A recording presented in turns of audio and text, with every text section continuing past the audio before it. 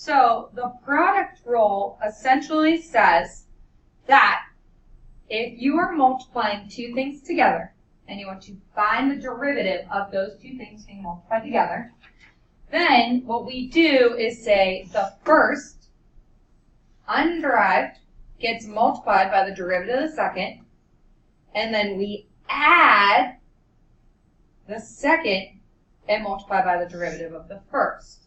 So you will hear me, and it will get ingrained in your brain, first times root of the second plus second times root of the first. First times root of the second. Basically, when you yes. multiply and then you just add multiply. Yes. So, as we work through harder problems, like example number 3 on here, and the first two examples were a little bit easier because they were just FOIL problems essentially. And what we discussed yesterday is that the FOIL problems were actually harder to use the product rule than if we had just FOILed to begin with and then used the power. So this is using the product rule. This is using FOIL and then power. So you had two binomials being multiplied together. The product rule said it was the first times root of the second plus the second times root of the first. And then you had to multiply them all out and combine like terms. Whereas if we had just FOILed to begin with and then used the power rules, it would have only been one line of work. However, sometimes you don't want to FOIL complicated things together. So like FOILing these together may not be as simple. Whereas if we use the product rule, we can simply keep the first and the second. Now, I have a tendency to take anything where an x is in the denominator and rewriting it as a negative power. So I would rewrite that as x to the negative 1 plus x squared, and I would rewrite that as x to the negative 1 plus x cubed.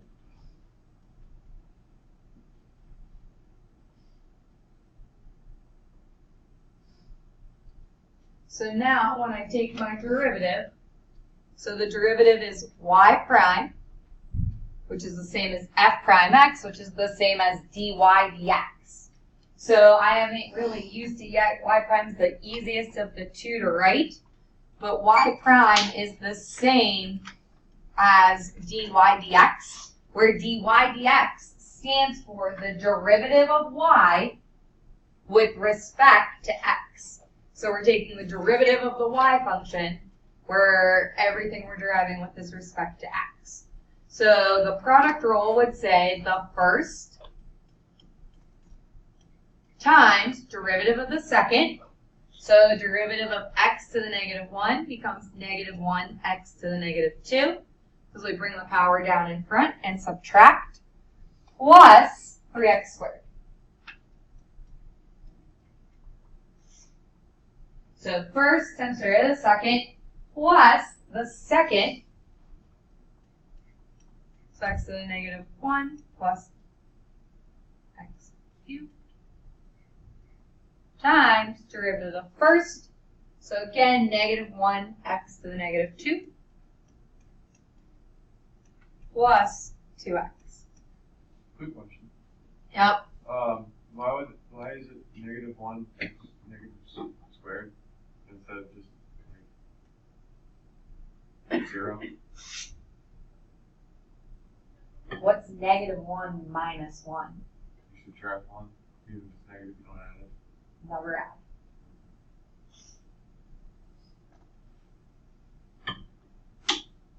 Now you got FOIL. Twice. Combine like terms. So, negative times positive is a negative. Add our exponents. So you get negative 1 over x cubed. Plus x to the negative 1 times 3x squared. So you'd subtract 1 away. So you get 3x. X squared, and then x to the negative 2 we're going to cancel each other out, right? You get x to the 0, so we're just left with a negative 1.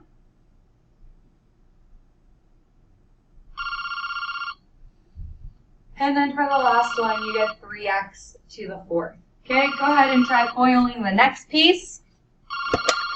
Good morning, Mrs. McBride.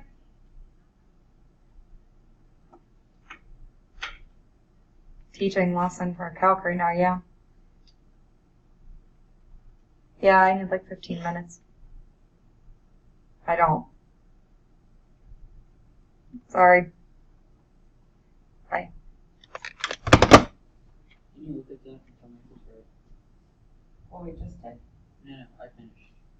Oh, really? I have a blank sheet of paper in front of me Oh, today. I'm I away today and praying to gosh I don't make it go. I foiled and then did power. Okay. And I was gonna do that like off on the side I board. thought it was easier. And that's what I was saying. Can you Like, write it up? there are times you can. If you want to on that board, sure. There are times where foiling is and power rule is easier than this. And that's kind of like what the point was. Alright, this one is negative 1 over x cubed plus 2 minus x plus 2x to the 4th. So you get minus 1 over x cubed plus 2 minus x plus 2x to the 4th. How do you do that? I mean, You use the multiplication of the exponents. yeah, you have to add them. Yep, And we still take the power. yep. Not the power, I knew the what you meant. sign. Yes.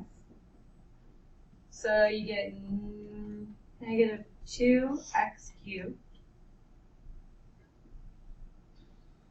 plus 2x plus 1 plus 5x to the 4th.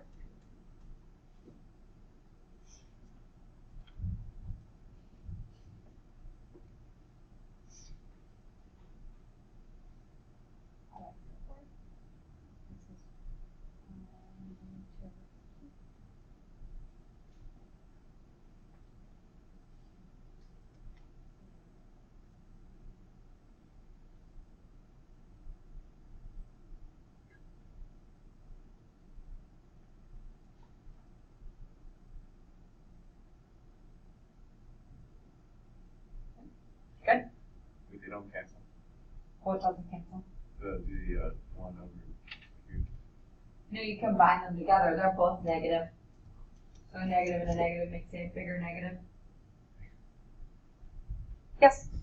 How did you get the negative 2x to the 3rd? Oh wait, never mind. I'm lying, I got that, I just didn't put it under.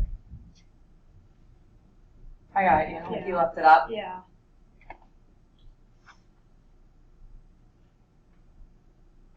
Are you supposed to take the power rule from there, or You're is that gonna. the... Oh. That is the derivative. Oh, okay. So you found the second derivative. Yeah, so this is the derivative. Like, we're done. Okay.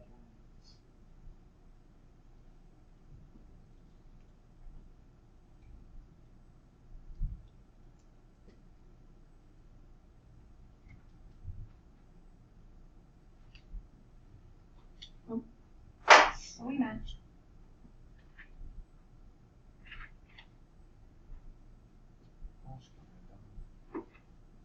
So he did not like the reverse of fine, but essentially what you can do is you can FOIL first and then derive, or you can kind of use the product rule and derive and then FOIL, and then either way you kind of have to simplify your terms. I just find it easier if you know the foil once. Wait, I'm confused. You have a 5x to the 4th, but when you multiply the power, it should have been 6. Where? What? No, you add. It's an addition, so you add the powers, you don't multiply.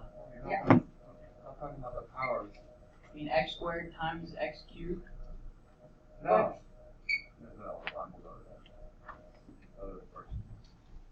Yeah. Well, why wouldn't that be 6x? 2. No.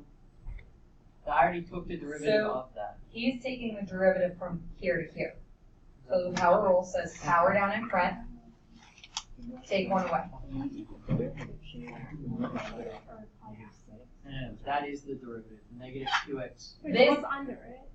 He simplified. That's just a simplification. He put it in order from greatest to least. I I thought think you went Michael was from trying to get him to negative take 2x. the power rule from the second line. Yeah, Yeah. That's This the 5x to the second- fourth is this 5x to the fourth.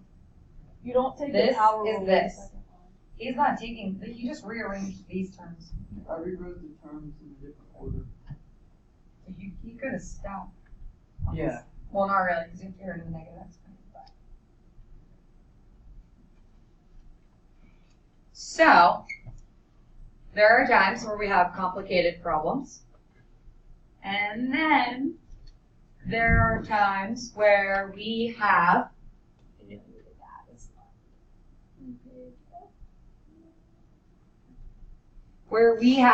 UV, where U if 2 is 3, U prime of 2 is negative 4, V of 2 is 1, and V prime of 2 is 2.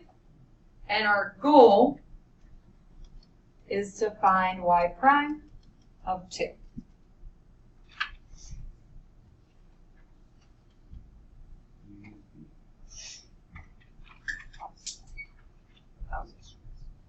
Okay? So, if we're trying to find Y prime of 2, we first need to find the derivative of Y. So, Y prime for UV would be the first, which is U, times the derivative of the second, which is V, plus the second, which is V, times derivative of the first.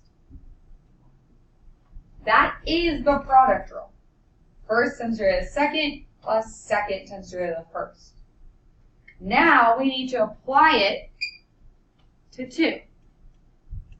So it'd be U of 2 times V prime of 2 plus V of 2 times U prime of 2. And but now you just have to plug them in so you can get a numerical answer. So instead of having like a function, we have the parts of a function, and then we're going to plug them in. So U of 2 is 3, V prime of 2 is 2, plus V of 2, which is 1, times U prime of 2, which is negative 4. So you get 6 minus 4, which is 2.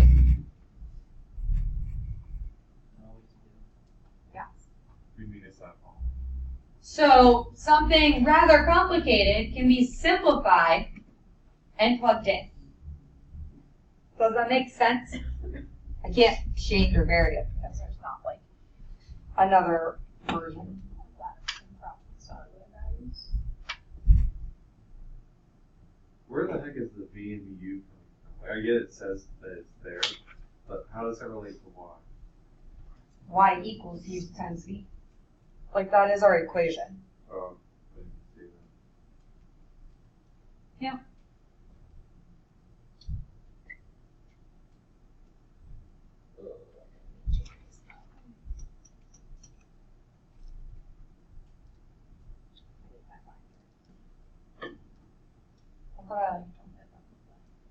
All right, so we have different ways to represent the derivative. So in physics, we use words such as velocity, acceleration. Well, displacement is a little different. So you have velocity, acceleration, and then if you take the derivative one beyond that, you have what we call the jerk. So in calc, we tend to do the same things. However, we don't like to write out all those words. So we have visual representations that we are going to put with them. And because I want to make sure I write them in the same order as our text.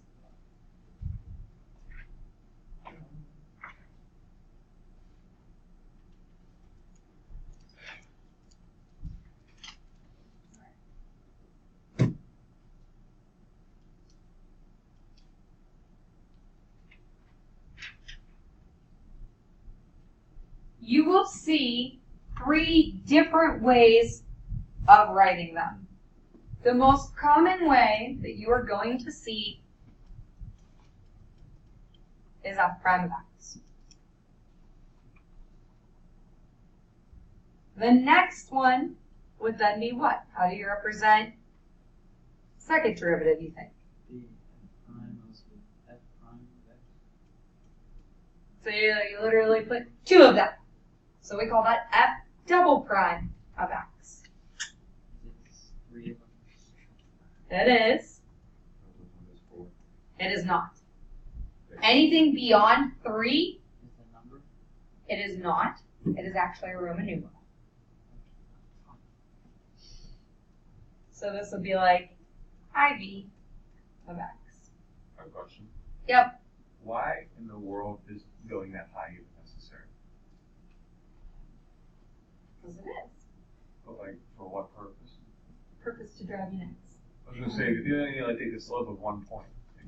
I mean, you can Take take a the slope of, if the function is x to the 10, you take 10 derivatives. Well, why would you need to? You might need to. I don't know. Okay. The second way of writing the derivative is known as Lightness notation. So Lightness notation is where we actually express the words the derivative of y with respect to the derivative of x. So dy dx. Then what happens is we can take multiple derivatives, right? So what this is now it becomes d squared, which means 2 derivatives of y with respect to x twice. So the d squares and the x squares, because you're taking the second derivative of x twice.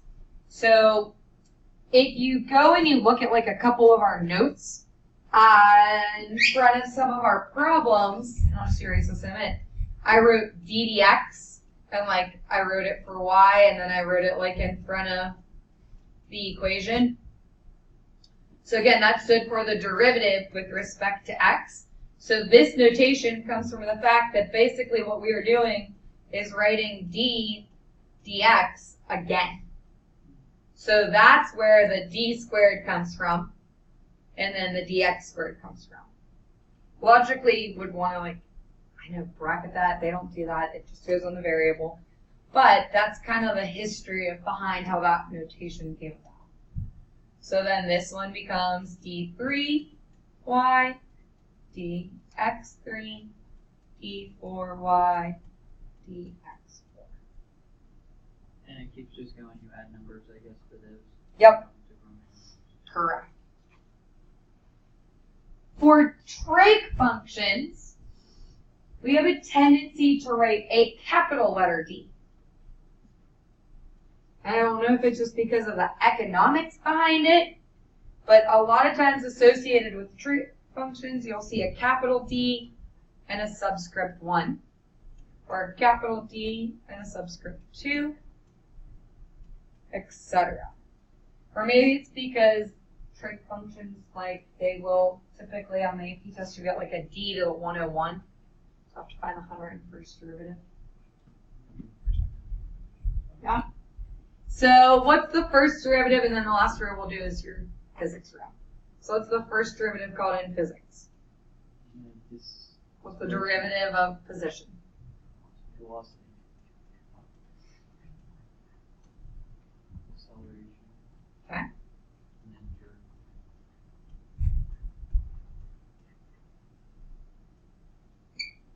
I don't know What is jerk of the length of angles? Snap. Yep. Or the derivative in physics is called snap. Where are they coming up with I don't know. It actually makes sense when you go over there. this? Does it, Dom? Does it actually make sense? I don't think the names make sense. You never really go to like why jerk is called. Yeah, but Well, think about like like I always think like acceleration if and you're velocity, I get. But yeah, like, but jerk even is just jerk, a I get weird. because like a quick, like you know how you like jerk. that's what I was forward. saying. Like think about like a whiplash. Like if your acceleration is abruptly Snap would be zero. like the same thing. Well, I think snap's Like what? Snap? What? Yeah. What is it? Crash your neck. I Yeah, can't it's a snap. whip. Snap your This neck. is a snap. It's like an E-step. You Yeah. said whip. Like that's the. I meant I'm to so say. confused why you need to take anything higher than a first derivative. It doesn't matter. You just do. You have to learn it. Come So on, Michael. So you take the derivative of the be cranky derivative. about it. You can fix it. Okay, first derivative. F prime. We're gonna derive till it goes away. Do we go to 0 or to Yep, a single to point? 0.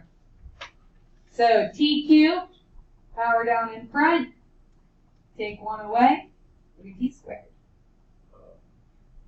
Power down in front, so you get 12, take 1 away, t. The power is 1, and you bring it down in front, you're left with 9. You take 1 away of t is gone. Because that is the slope of. F double prime. Power down in front, so you get 6t. Take 1 away or bring on power down, and you get 12.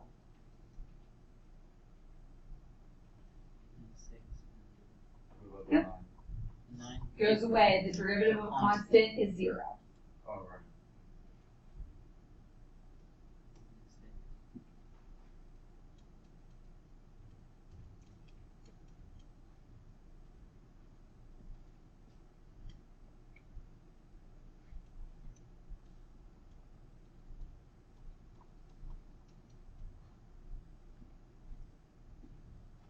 Eventually, what we're going to do is talk about what each of those mean.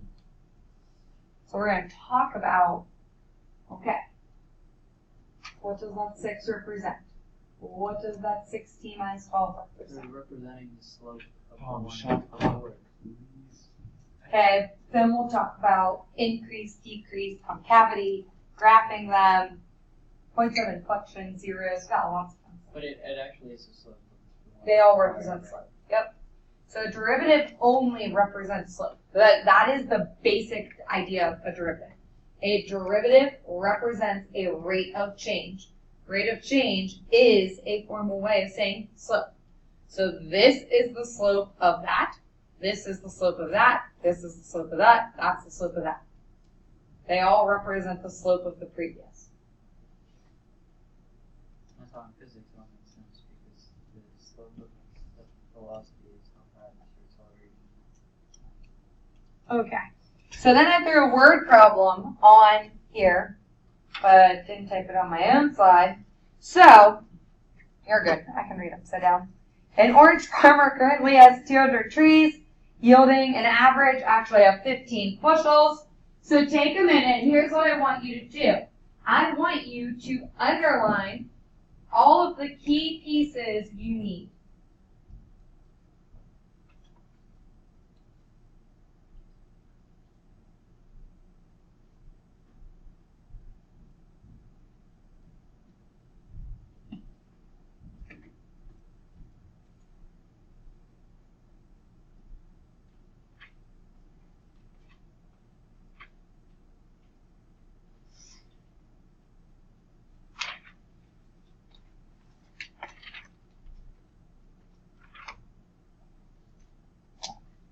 So let's come up with functions for this. Let's say that T is going to represent the number of trees.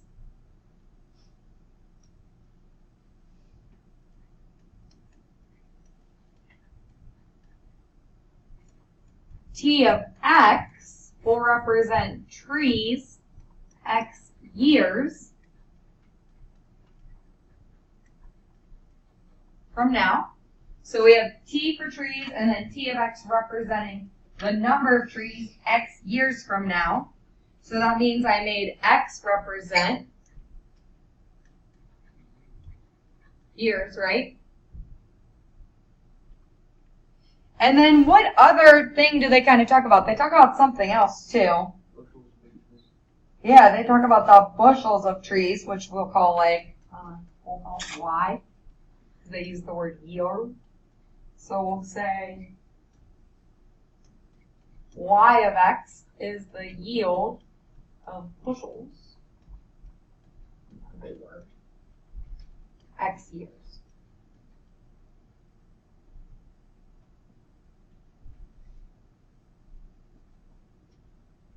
So obviously this unit is on product rule, right? So more than likely I need to come up with a product. So we'll say it asks about the total annual production, right? So annual production, we'll call P. Exactly, it would be T of X times Y of X, because the trees and bushels. Just when you do the derivative. Yup. First you have to get your equation of each. Well, you have to know what each represents. So we know that production is T times Y. Then the derivative is just our product rule derivative. So it's first times derivative of the second plus the second times derivative of the first. So again, that's just a regurgitation of the rule. Now, we need to figure out what is that question asking me. It says, what is the current, so right now, rate of increase of total annual production of oranges? So how many years are we talking about?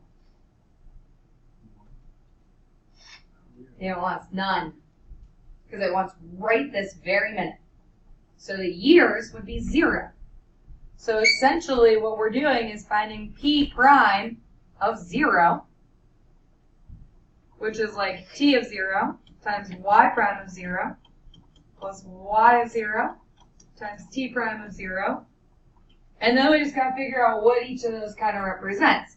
So the first question is trees X years from now, or trees right this very minute. So how many trees does she have right this very minute? Perfect. Let's go to the next easiest one, which is Y of 0. Y represents the yields per tree. So how many yields does she have right this minute? 15. The next two are the rates of those changes. So the initial values are 215. And then it says she is expanding her farm at the, and here's the key word, rate. Rate. Rate means slope, right? Rate means slope. So that rate of 15 trees per year, is that going to be Y prime or T prime? Because T is trees, right? So that rate of 15 is T prime. Yes? How is Y of 0 15 and Y is bushels? 15 is trees. 15 bushels. Original. Oh. And 1.2 is And then it says, while improved husbandry is improving her average. So again, average is kind of like another word for slope. So average annual yield by 1.2 bushels. So that's the Y prime, because that's the amount of bushels. So you get 1.2. Now, this would be a non-calculator problem. So my suggestion would be change 1.2 to a fraction. So this is kind of like over a 1, right? So if I move this decimal over one place, I can turn it to a 12. But it means I need to move like the denominator imaginary decimal one place also. So that would put this over a 10. So 1.2 is the same as 12 over 10. I mean, that kind of makes sense now that you see it, right? But like you get the decimal movement too. And then hopefully we all know what 15 times 15 is.